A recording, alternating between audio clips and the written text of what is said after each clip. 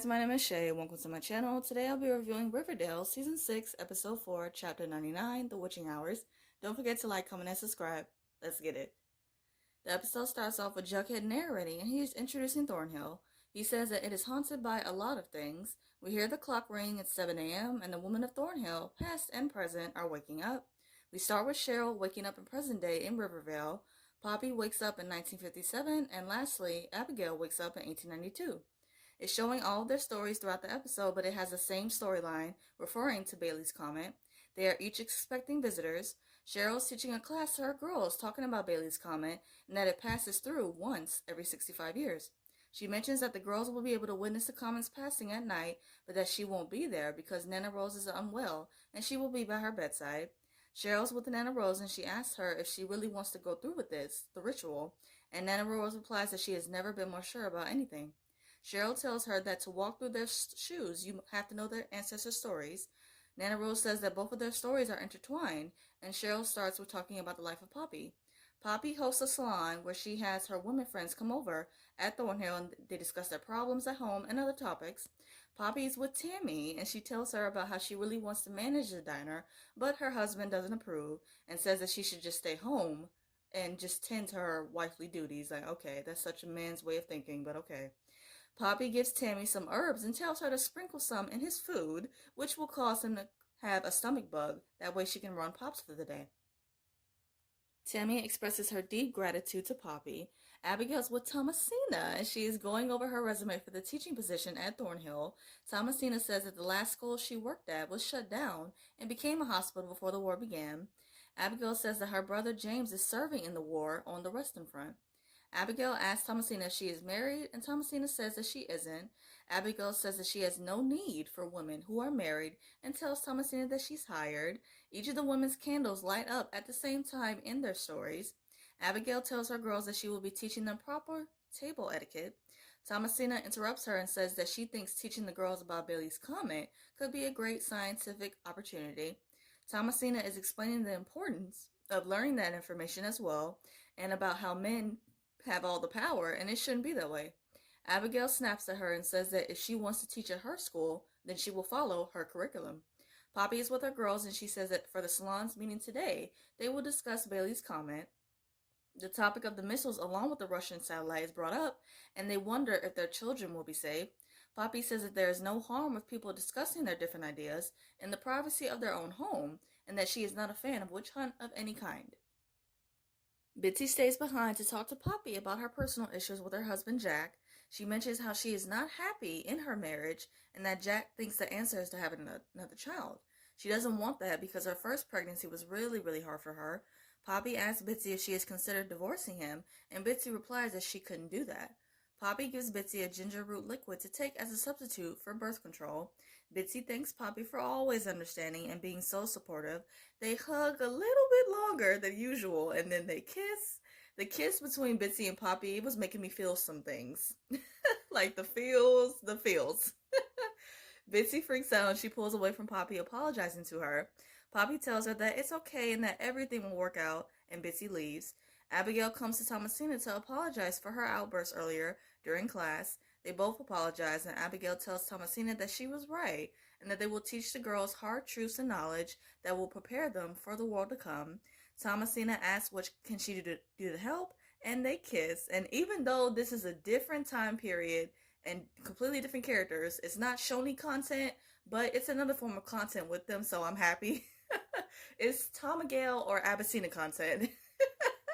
And everything with them in this episode, I've just completely loved and adored so much.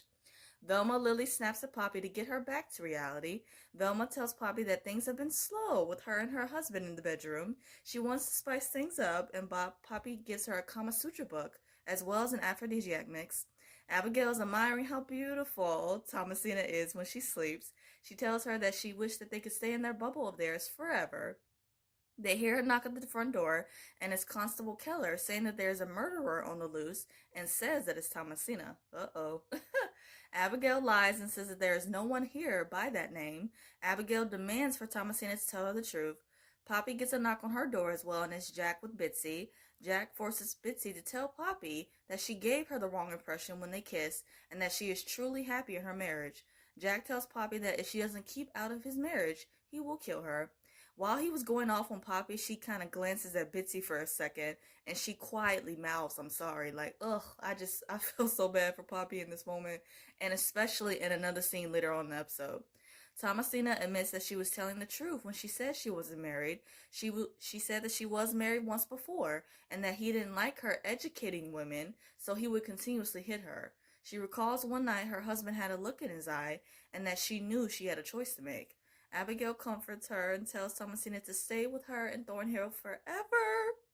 Britta comes to Cheryl in Nana Rose's room. She mentions that she didn't go with the rest of the girls to see the comet because she got the sense that Cheryl and Nana Rose were hiding something. Nana Rose says that Britta can stay, and Cheryl starts back up with Poppy's story. Poppy is at Thornhill looking at her watch, and she is waiting on her friends for her salon to arrive. She hears a knock at the door, and it's a group of the women's husbands demanding for them to not see Poppy anymore. Poppy calls their need to force their woman into submission pathetic, and it completely is.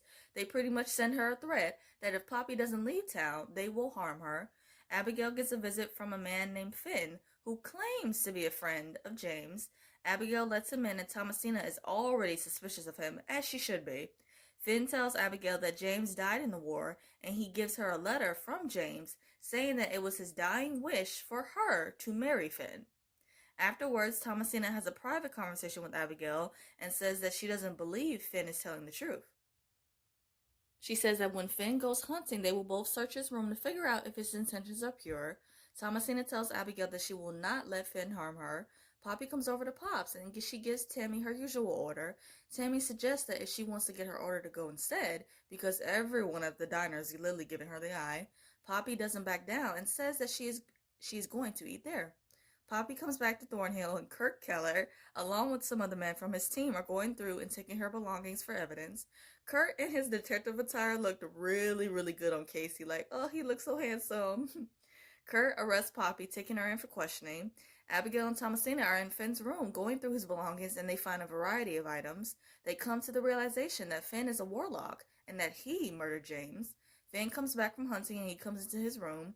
Thomasina tries to charge Finn with the knife, but he puts her in a chokehold. Abigail says that she will marry him, and Finn demands for it to happen that night. Abigail says that they need a vigor for the ceremony and that it's his job to find one. Finn makes Abigail do it instead and gives her an ultimatum that if she isn't back within an hour, he will kill Thomasina. Kirk is questioning Poppy, and he tells her to admit that she is a commie and to sign the confession or he will lock her up. Poppy says that she isn't signing anything, and Bitsy comes to visit her. Bitsy tells her to sign the confession too, and Poppy says that all she has left to her is her name, along with her principles. Bitsy says that she thought Poppy cared more about them, and Poppy reassures her that she is doing this for them and for womankind. She mentions that she is doing this for the free-thinking daughters who will come after them, and Bitsy is emotional.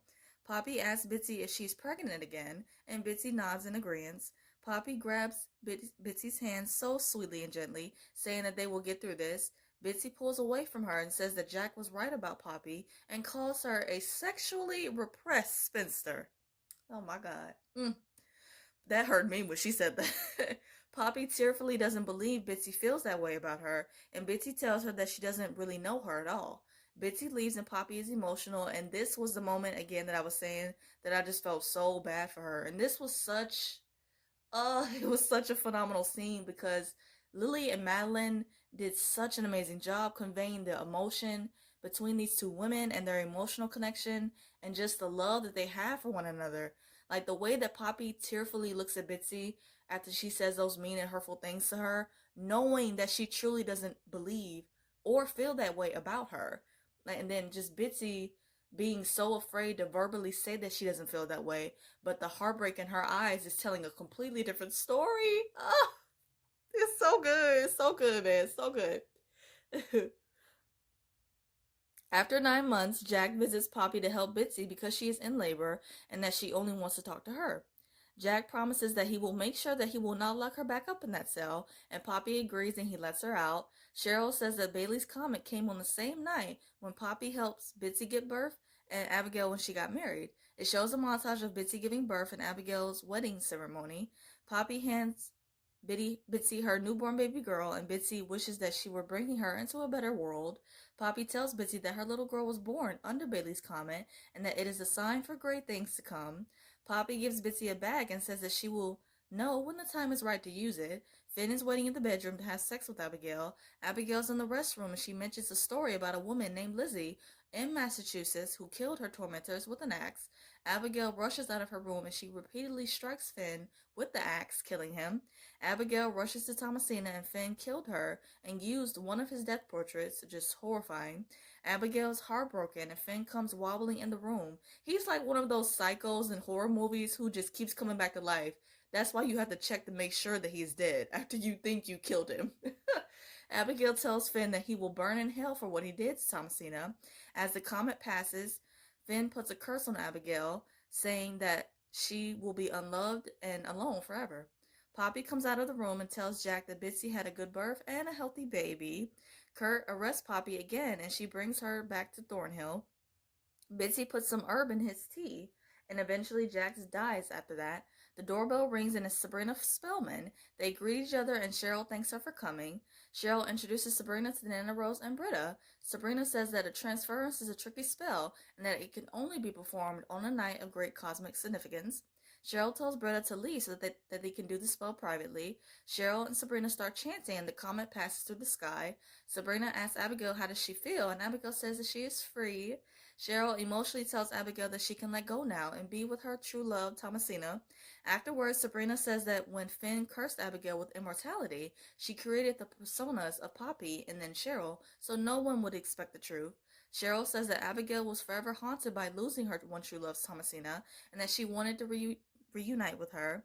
Britta asks if they are all dead, and Sabrina says that there is no death for witches, only transformation.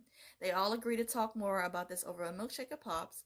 Thomasina is in the cemetery, and she reunites with Poppy, which was so sweet. They kiss and decide to run away together.